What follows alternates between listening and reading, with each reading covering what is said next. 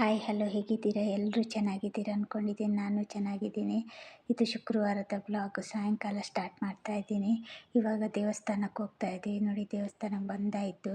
ಇಲ್ಲಿ ಇವತ್ತು ಹನುಮ ಜಯಂತಿ ಅಲ್ವಾ, ಅದಕ್ಕೆ ಆಂಜನೇಯನ ದೇವಸ್ಥಾನಕ್ಕೆ ಬಂದಿದ್ದೀನಿ. ನೋಡಿ ಎಷ್ಟು ಚೆನ್ನಾಗಿ ಅಲಂಕಾರ ಮಾಡಿದ್ದಾರೆ. ಅಲ್ಲಿಂದ ಬಂದು ಇವಾಗ ಪೂಜೆ ಎಲ್ಲ ಮಾಡಿಸ್ಕೊಂಡು ಬಂದೆ. ಇವಾಗ ನೋಡಿ, ಅಲ್ಲಿಂದ ಬರುವಾಗ ಲಾಂಗ್ ಬೀನ್ಸ್ ತಗೊಂಬಂದೆ. ಅವರೆಕಾಯಿ ಸ್ವಲ್ಪ ಚೆನ್ನಾಗಿತ್ತು. ಎಲ್ಲ ಕಾಲು ಕೆ ಜಿ ತಗೊಂಬಂದೆ. ಬಟಾಣಿ. ಇವಾಗ ನಾನು ಮೋಮೋಸ್ ಮಾಡ್ತಾಯಿದ್ದೀನಿ. ಪನ್ನೀರ್ ಮೋಮೋಸ್ ಮಾಡೋಣ ಅಂತ ಅಂದ್ಕೊಂಡಿದ್ದೀನಿ. ಅದಕ್ಕೆ ನಾನಿಲ್ಲಿ 2 ಈರುಳ್ಳಿ ತೊಗೊಂಡಿದ್ದೀನಿ, ದೊಡ್ಡದು. ಒಂದು ಹಿಡಿಯಷ್ಟು ಬೆಳ್ಳುಳ್ಳಿ ತೊಗೊಂಡಿದ್ದೀನಿ. ಅದನ್ನೆಲ್ಲ ಚೆನ್ನಾಗಿ ನುಣ್ಣಗೆ ಈ ಥರ ಇದರಲ್ಲಿ ಕಟ್ ಮಾಡ್ಕೊತಾ ಇದ್ದೀನಿ. ಸಣ್ಣ ನುಣ್ಣಗೆ ಆಗಲಿ. 2 ಕಾಯಿ ಮೆಣಸು ತೊಗೊಂಡಿದ್ದೀನಿ. ಬೆಳ್ಳುಳ್ಳಿ ಒಂದು ಸ್ವಲ್ಪ ಜಾಸ್ತಿ ಹಾಕಿ ತುಂಬ ಟೇಸ್ಟಾಗಿರುತ್ತೆ. ಇವಾಗ ನೋಡಿ, ಪನ್ನೀರ್ನೂ ಅಷ್ಟೇ ನಾನು ಈ ತುರಿಯೋದ್ರಲ್ಲಿ ಚೆನ್ನಾಗಿ ತುರ್ಕೊಂಡು ಸಣ್ಣದಾಗಿ ತುರ್ಕೊತಾ ಇದ್ದೀನಿ.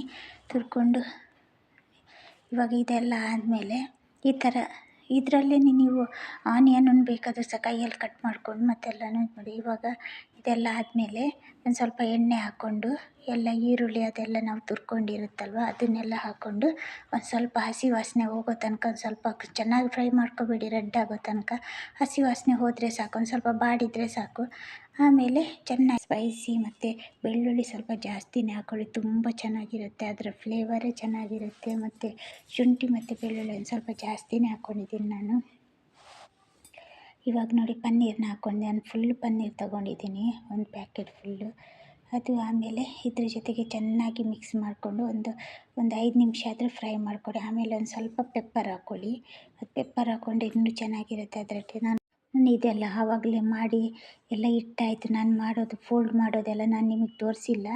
ಆದರೆ ಇವಾಗ ನಾನು ಅದನ್ನು ಬೇಯಿಸೋಕ್ಕಿಡ್ತಾ ಇದ್ದೀನಿ.